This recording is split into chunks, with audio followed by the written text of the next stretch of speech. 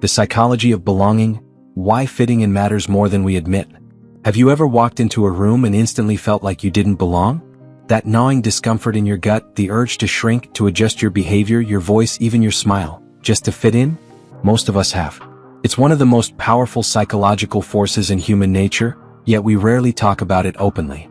Belonging isn't just a social nicety or a bonus. It's a core human need, wired into our brains as deeply as hunger or sleep.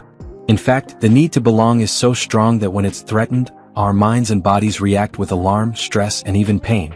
In this article, we'll explore why fitting in matters more than we admit, the science behind the psychology of belonging, and how it subtly shapes almost every part of our lives, from relationships to identity, from career choices to mental health. Let's dive into the hidden force that drives so much of what we do, often without us even realizing it. What is the psychology of belonging? Belonging refers to the emotional experience of being accepted, included, and valued by others. It's not just about being around people, it's about feeling like you matter to them. Psychologists define belonging as a basic psychological need, much like safety and self-esteem. It's about having strong, stable relationships where we feel seen, heard, and supported. But here's the catch. Even if we're surrounded by people, we can still feel deeply alone if we don't feel like we truly belong. This makes belonging unique. It's not just a social condition, it's a felt experience. It happens in the mind, the heart, and even in the body. Why fitting in feels so important? At a biological level, humans evolved to live in groups. In early human history, being excluded from a tribe meant certain death. So, our brains developed an alarm system to keep us connected. Rejection literally registers as pain in the brain's anterior cingulate cortex, the same area that lights up when we experience physical pain. That's why a cold shoulder or being left out of a group chat can sting so deeply. Even minor social slights can trigger emotional distress, anxiety, or overthinking.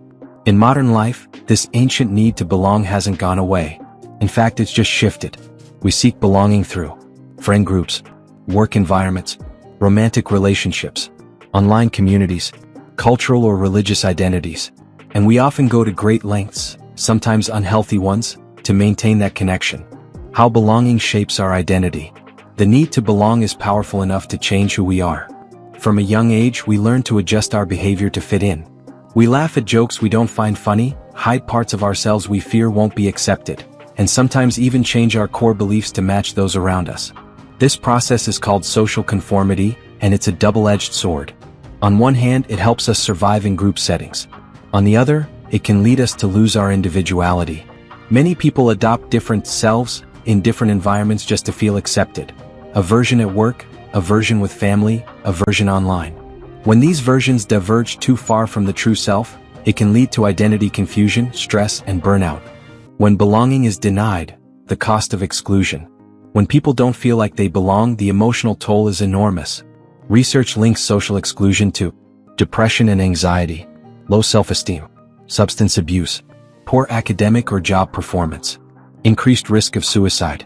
Even perceived exclusion, like not getting enough likes on a post or being left out of a group text, can lead to spiraling thoughts of inadequacy.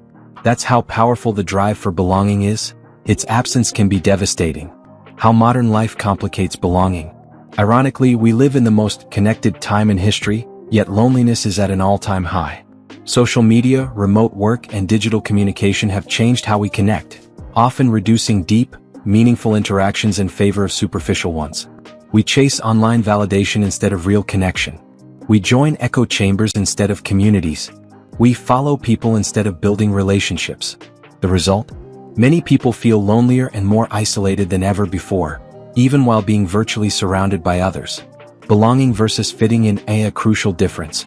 Here's where things get interesting. Belonging and fitting in are not the same thing. Fitting in is about changing yourself to be accepted. Belonging is about being accepted for who you truly are. When we strive to fit in, we often suppress parts of ourselves. When we find true belonging, we're free to express those parts without fear. True belonging only happens when there is authenticity, when people see the real you and still choose to accept and support you. How to cultivate real belonging. So, how can we move from merely fitting in to truly belonging? 1. Know yourself first. You can't experience belonging if you don't know who you are. Spend time exploring your values, needs, and passions. Self-awareness is the foundation of genuine connection. 2. Be vulnerable. True belonging starts with honesty and openness. Share your thoughts, fears, and experiences even when it's scary. Vulnerability invites others to do the same, and that's where real connection begins. 3. Seek aligned communities. Find people and spaces that resonate with your true self. Whether it's a local group, online forum, or workplace culture, alignment beats popularity. 4. Set boundaries around fitting in. Notice when you're shifting yourself just to be liked. Ask, is this me? Is this what I believe? If not, it might be time to step back or speak up. 5. Validate others' belonging. When you make someone else feel accepted, you strengthen the bond. Small gestures, listening fully, remembering details, making someone feel seen, go a long way. The ripple effects of belonging.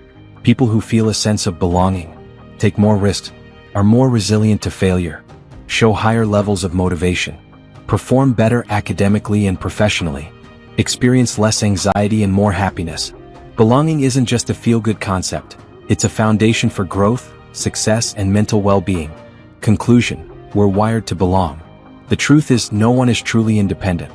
No matter how self-reliant or introverted we claim to be, we all long for that sense of home in other people, the feeling that we are accepted, valued, and loved. Understanding the psychology of belonging helps us become not just better individuals, but better friends, partners, leaders, and community members. So next time you feel like you don't belong, remember, your need is not a weakness, it's a strength. It's your mind's way of reminding you that you were never meant to do life alone. And when you finally find the place where you can be fully yourself, flaws, quirks, truths, and all, you'll understand why belonging matters more than we ever admit.